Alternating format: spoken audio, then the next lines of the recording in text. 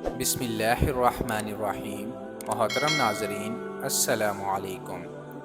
ناظرین، سورۃ آل عمران آیت نمبر 38 میں اللہ تعالیٰ نے حضرت زکریا علیہ السلام کی ایک دعا ذکر فرمائی ہے جو انہوں نے حصول اولاد کے لیے مانگی تھی۔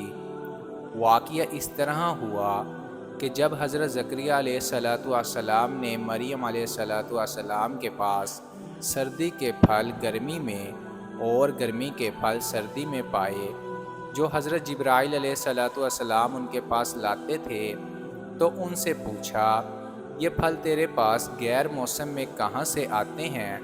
تو انہوں نے کہا، یہ رزق ہے اللہ تعالیٰ کی طرف سے، اللہ جس کو چاہتا ہے بے حساب رزق دیتا ہے۔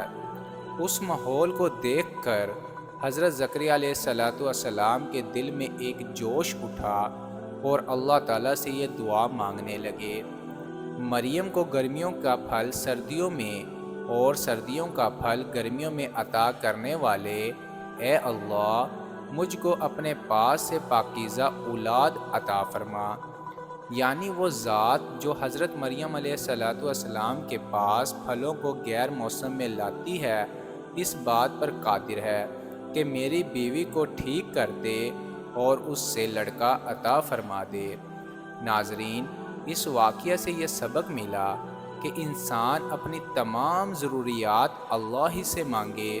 اللہ تعالیٰ بہت بڑی قدرت والے ہیں، وہ جو غیر موسم میں پھل لا سکتے ہیں تو وہ میری ضروریات بھی پوری کر سکتے ہیں، لہٰذا مایوسی کسی حالت میں بھی نہ ہو۔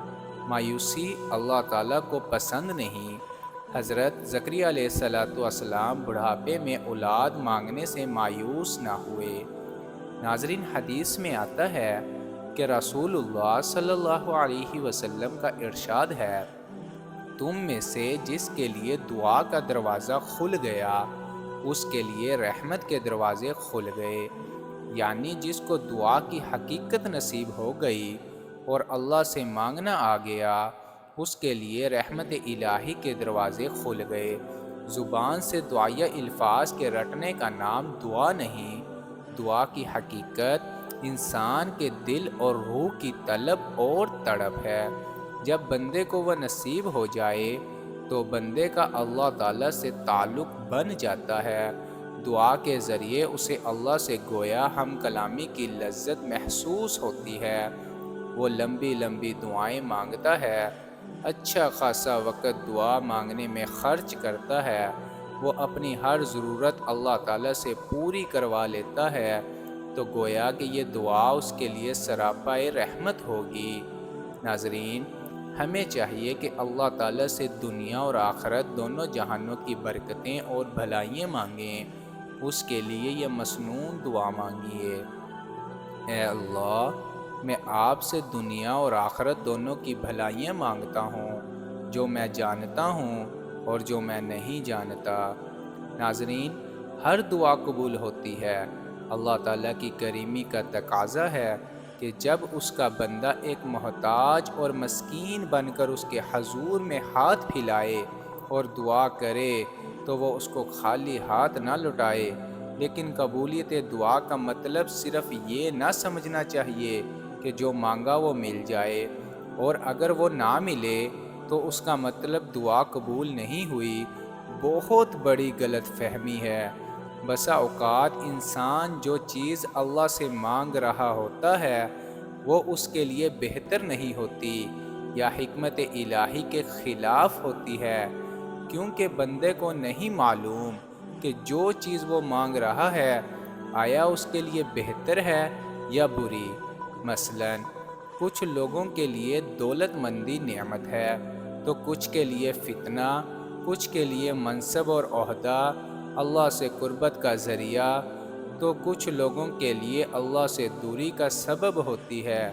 اس لیے حدیث میں آتا ہے کہ بندہ جب دعا مانگتا ہے تو اسے ان تین چیزوں میں سے کوئی ایک چیز مل جاتی ہے۔ نمبر 1، جو اس نے مانگا ہے وہی اس کو عطا فرما دیا جاتا ہے۔ نمبر 2، اس کی دعا کو آخرت میں اس کا ذخیرہ بنا دیا جاتا ہے۔